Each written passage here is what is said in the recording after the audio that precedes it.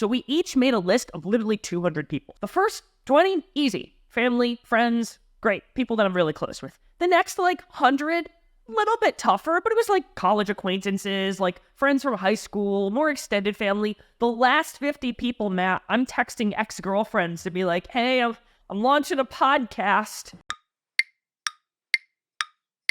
Welcome to 5-Minute Founders. If you are interested in hearing today's full conversation, you can check us out on YouTube at Jump 450. But for right now, we've only got 5 minutes. My guest today is the founder of the revenue media platform 30 Minutes to President's Club, which includes the #1 sales podcast in the world.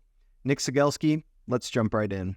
What is your business and what does it solve for? Sure. So I run a media company called 30 Minutes to President's Club. And what we do is we create content that is quite popular with sales leaders and sales teams. And the reason for that is there is a lot of sales and selling related content that talks about what to do, or it's focused on high level motivation and not as much on the how to do it. I think most human beings know that in order to be a good salesperson, you need to have empathy, you need to be a good listener, you have to help the clients. People know that stuff and they don't want to listen to podcasts where someone is going rah, beat their chest and saying, you got to have empathy to sell.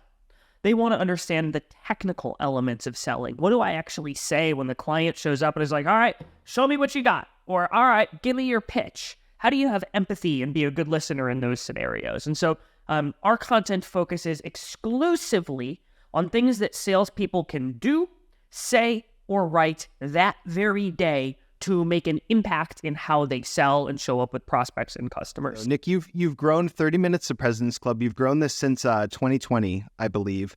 You've done it really quick. You're a top sales podcast in the world. On your show, you always ask for 3 actionable takeaways. So I suppose that's what I'm asking for, but I'm also sort of more generally asking, how did you grow so quickly? What strategies did you use to grow in that time frame? Yeah, so let's talk about growth. So actionable takeaway number 1 would be solve for 0 to 1 growth with your podcast. There is an extremely low barrier to entry to launching a podcast. I could record a conversation with my fiance on my phone in the kitchen and put it on the internet and say, we've got a podcast together. And so the hardest part about building a podcast is not actually creating it, it's building the initial 0 to 1 audience. Yeah. The way that we did that was my co-founder and I made a commitment to each other that before the launch, we were each going to text 200 people in our networks twice. One, to let them know, hey, we're releasing a podcast next week. When it goes live, would you be willing to give us a rating and a review and share it? We didn't ask them to do it yet. This is really important. There's some nuance here. We didn't say, hey, the show is live. Will you go rate and review it? We said, when it does go live, would you be willing to? The ask was extremely low. You didn't have to do anything yet. And so most people said yes because there wasn't any action they had to take in the moment. Well, then a week later when we said, hey, it's officially live, you said you were going to do this. People then, it was kind of harder. They wanted to be consistent with what they had said earlier. So we each made a list of literally 200 people. So the first 20, easy. Family, friends, great. People that I'm really close with. The next 100, little bit tougher, but it was college acquaintances, friends from high school, more extended family. The last 50 people, Matt, I'm texting ex-girlfriends to be like, hey, I'm launching a podcast. Some of those didn't get responses, but the point was you had to sort of stretch and go beyond your immediate network. So early days, we've got 400 people rating, reviewing, and it all happened on one day. So you have this thunderclap spike of all of a sudden there's some buzz. We've got people sharing on LinkedIn, etc. And that solved for building the initial audience right off the bat. On the day of launch, have 3 to 5 episodes release all in one batch. Because the worst thing you could do is you create all this buzz, people go check it out, and you have just one episode.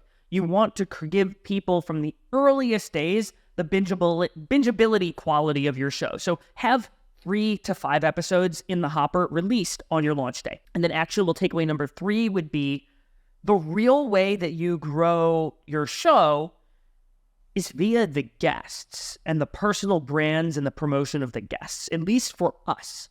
And so for us, we really had a strong initiative to make every guest promote the show multiple times.